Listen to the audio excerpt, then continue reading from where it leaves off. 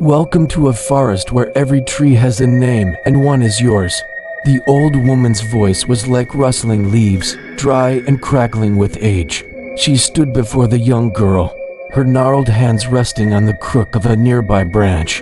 Her eyes, though cloudy with cataracts, twinkled with amusement.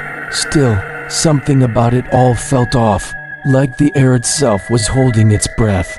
Every tree in this wood has a name, she rasped, gesturing to the ancient forest that stretched beyond. And when you touch its bark, the tree will tell you its name. The girl, Anna, nodded slowly, still clutching the worn teddy bear close to her chest. It didn't look right somehow, not with its fur matted and dirt kicked into its vacant button eyes. All wrong, just like everything else. They loomed over her, silent and stoic, their gnarled branches reaching out like skeletal fingers. Nothing happened. Disappointment, bitter and sharp, pricked at her. Maybe the old woman was wrong. Maybe there was no tree with her name. The leaves rustled again, this time louder, more insistent, and Anna heard it, faintly at first, like the echo of a scream, but then growing steadily, becoming clearer. Her name. The tree was calling her name. Or maybe she wasn't here at all. A sudden gust of wind rustled through the leaves, sending a shiver down Anna's spine. Its bark had peeled away, revealing a face beneath. A face that was a grotesque mockery of the old woman's.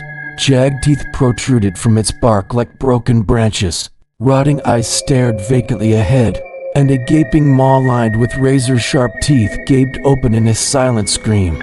Was that the tree speaking to her, trying to tell her its name? The old woman glided closer, her cloudy eyes gleaming with an eerie light. Now, child, the forest will give you a new name. It feeds on pain and despair. It doesn't want to give you a name. It wants to devour you. With a final, ear-piercing screech, it lunged. Anna screamed as it enveloped her, its branches digging into her flesh, its leaves crushing her bones. She turned to the forest, her cloudy eyes twinkling with amusement. The name clung to her like a shroud, seeping into her being, becoming a part of her torment. Another soul for the forest, another name for the tree. How satisfying. She needed to get away, to escape this nightmare. But as she looked, she realized that the other trees were changing too.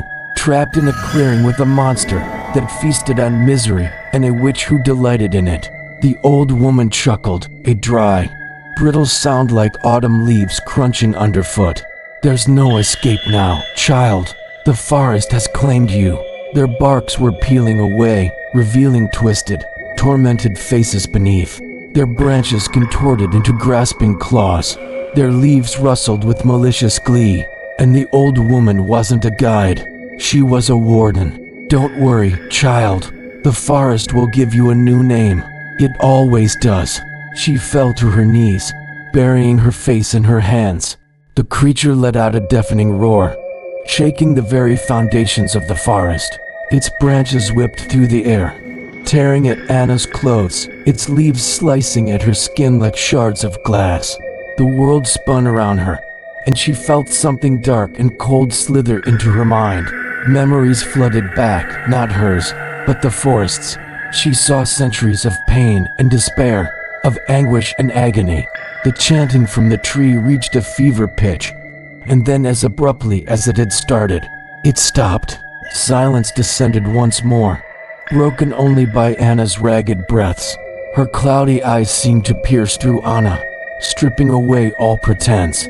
She had wandered into this woods 3 days ago after an argument with her parents. She didn't remember much after that. Anna stepped back, fear constricting her throat. The tree continued to shake, its leaves thrashing wildly. Then suddenly it stopped. Silence descended, heavy and suffocating. Anna could hear her own breath in her ears, only fragmented memories of stumbling through the undergrowth, and the oppressive feeling of being watched. This time as she did, she closed her eyes and whispered, "Tell me your name." As soon as the words left her lips, the tree erupted again, its branches thrashing, its leaves screaming, and she heard it, a voice like nails on a chalkboard, rasping out its name over and over again. Z, Y, G, X, L, Z, Y, G, X, L. Then nothing. She had woken up in a clearing to the sound of the old woman's voice. She recoiled as if burned, stumbling backward.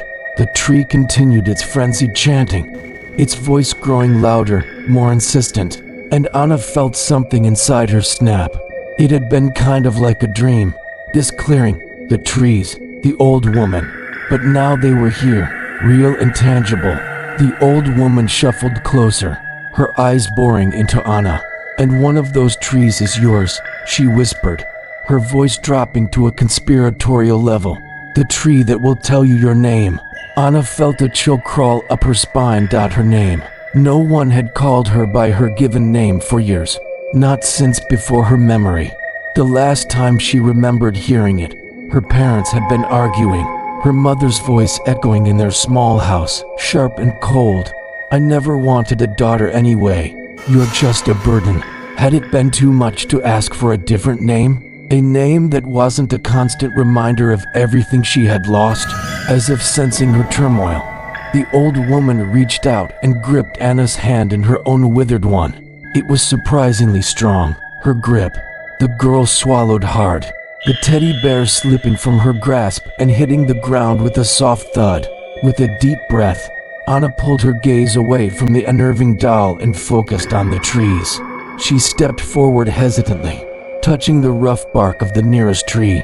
But then another gust of wind whispered through the trees, and the one she had just touched before sent a tremor through its branches, her heart pounding in her chest. Slowly, tentatively, she reached out and touched the tree again. The letters formed a strange, unsettling melody that echoed through the clearing and seemed to slither into Anna's mind. Her scream pierced the air, raw and primal. She looked up, her eyes wide with terror, and saw that the tree was no longer just a tree. The old woman's raspy voice broke through Anna's terror-filled thoughts. "That's not your tree, child. That's the eater." Anna scrambled backward, away from the monstrous tree, her eyes darting around frantically. She was trapped. Anna screamed, her voice echoing in the silent woods. She huddled on the ground, pulling her knees to her chest, trying to shield herself from the onslaught. But the forest wasn't done with her yet. She reached out and touched Anna's forehead, and the girl cried out. Then she understood. This wasn't a forest. It was a prison for monsters that fed on human misery. The creature lumbered closer, its rotting eyes boring into her. In the end, there was nothing but the whispering trees, the decaying creature, and the old woman. As the forest consumed Anna, it whispered to her, "You are Zigixel. You are Zigixel. You are Zigixel." For the forest was a hungry thing, and it had found a new plaything. A plaything with a name now. A name it would never let her forget.